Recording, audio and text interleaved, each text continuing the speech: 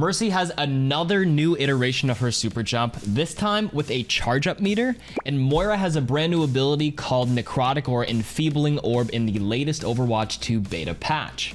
The previous iteration of Guardian Angel in the beta automatically super jumped for you when you reached your target, but it often launched Mercy into danger or out of resurrect range.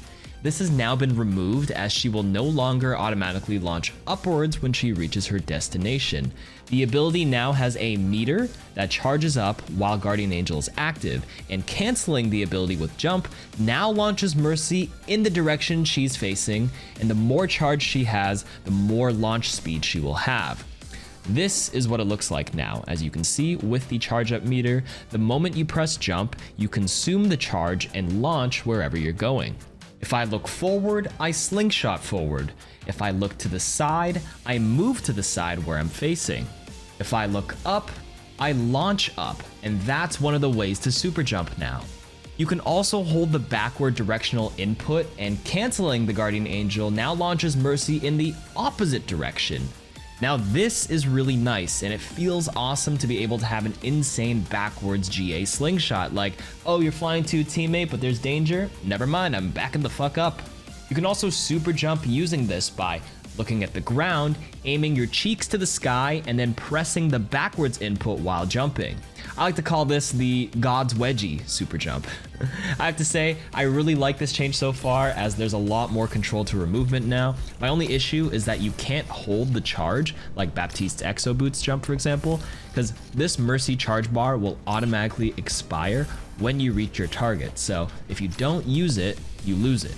It also only reads the forward and backwards input only, so if you're pressing left or right, nothing actually happens. You'll just slingshot forward and then the left or right button will kick in. So you kind of do this curvy action like so. See, I'm kind of like I'm moving forward and then I just slightly curve to the right afterwards.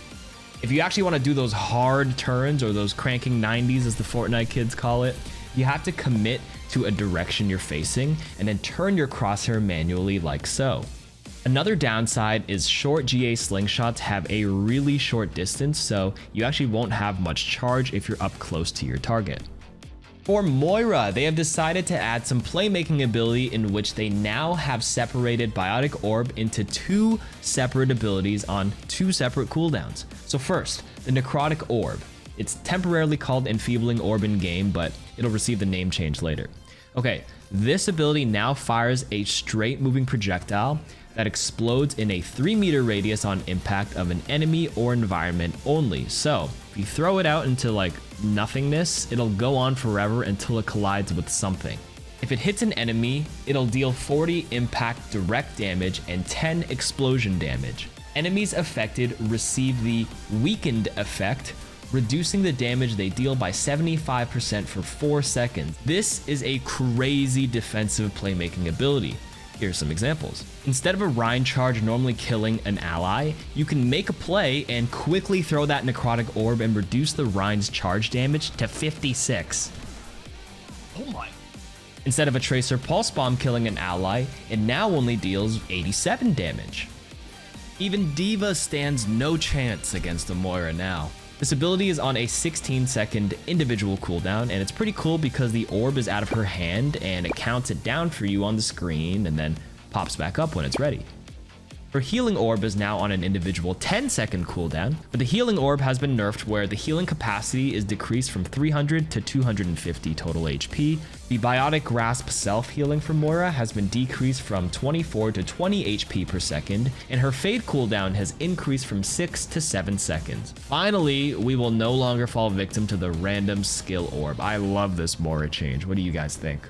For general changes, there's been a slight change to how armor works in Overwatch 2, where the final hit that would deplete a hero's armor pool is now dynamically reduced. So for example, according to this patch note, if a hero previously had 1 armor remaining and took 100 damage, that entire 100 damage would be reduced to 70 because of its 30% reduction. Now in the same scenario, that hero will take 99 damage instead. This is a nerf to armored targets. For example, Brig was able to survive this Rhine charge in the previous patch because the entire 225 damage was reduced by 30% to 157.5. Now, The 50 armor on Brig dynamically reduces the charge damage by 30% only on that portion, meaning it reduces the charge from Rein by 15. Therefore, Rein's charge now deals 210 on Brig, killing her instead. And that's it for this Overwatch 2 beta mid-cycle patch. Remember, the beta ends in 1 week from now, July 18th, as of the time of this upload. Come on over to my stream if you can at twitch.tv/KarQ to hang out and get the Brig skin if you still want it.